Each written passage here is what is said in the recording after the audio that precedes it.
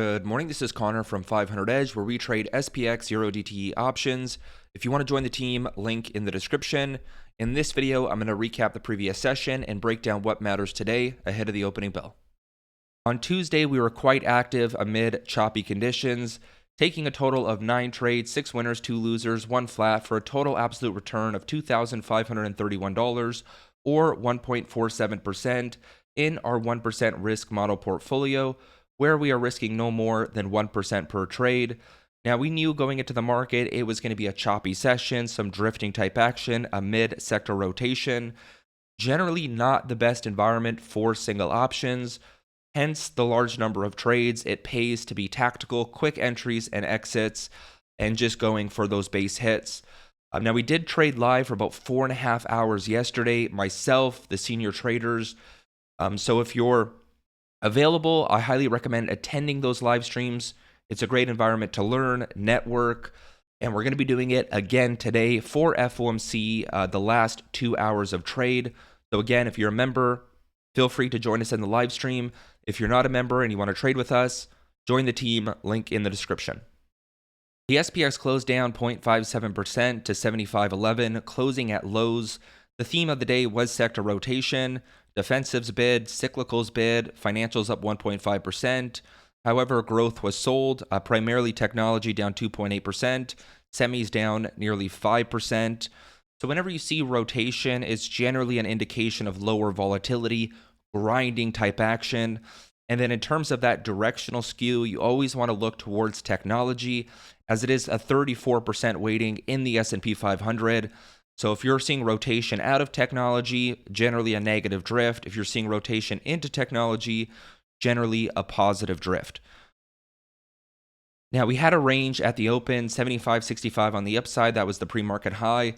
75.50, which was our risk pivot on the session, which we broke and moved into the next support zone at 75.26, 75.25, which was also entry into the downside gap. We ended up breaking this in the last hour of trade, flushing down and, closing at lows. In terms of the trades we took, the losing trades were near the open, trading off that 75.50 level to the upside long calls. But once we broke that confirmed the bearish outlook. Now, I was still a dip buyer down here at 75.25, 30 zone, took a number of dip buys here. Had one really nice trade for the retest of that 75.50 handle, and then a dip buy here kind of in the last 40 minutes of trade, looking for reversion to that 75.25 handle. So whenever you see drifting type action, you generally get break and retests, which I like to play quite a bit. And you can see that here, case in point, break 50, retest, break 25, retest. So playing the reversion to those levels generally makes for a good play. And also a good play to short to get into that downtrend. Downtrend in this case, the same thing works in reverse if we're in an uptrend. Now, I did not play any long puts, but in terms of entries, couple entry points off that 50 handle, and then another entry point off that 25 handle.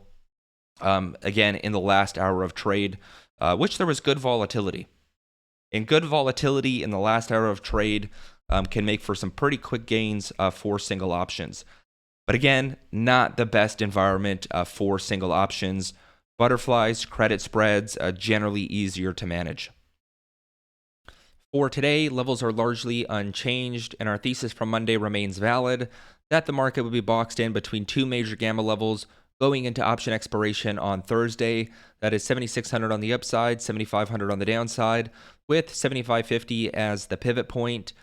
Not very useful if you're a single trader, but I know our credit spread traders have been active, selling 1, 2 DTE kind of at or beyond this range.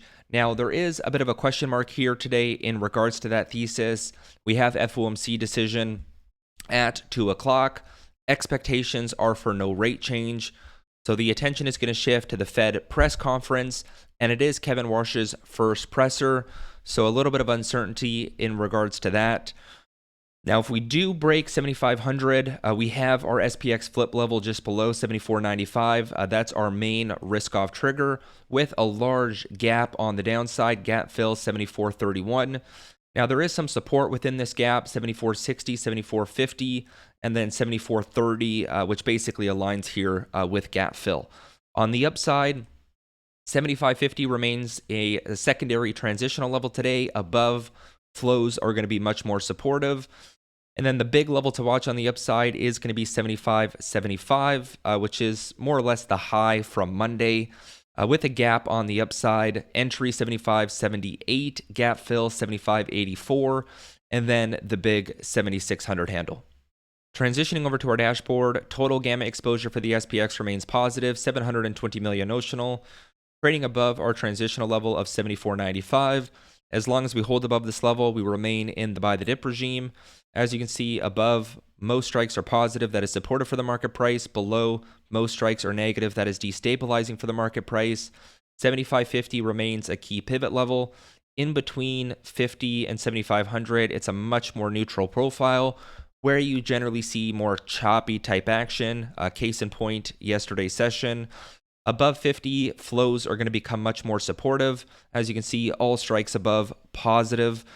75.75 resistance level on the upside, and then 7,600 is that call wall and ABS.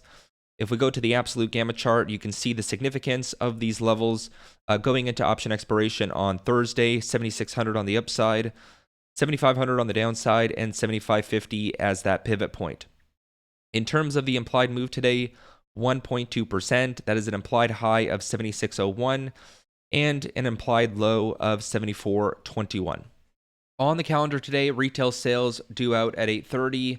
2 o'clock is the rate decision, and then the FOMC press conference at 2:30. Now, some things to keep in mind when trading FOMC is positioning beforehand is highly speculative. We don't know what is going to be said. We don't know the market reaction. But the bigger point here is that options generally do not behave in their usual manner. Beta decay is limited. IV tends to drift higher going into that event. The better approach, in my opinion, is to trade in and around that press conference. And trading 0DTE options in the last hour to 2 hours can make for some very quick gains. You do have to be quick. It's going to be volatile. But once again, join us on the live stream today in the afternoon to trade the FOMC.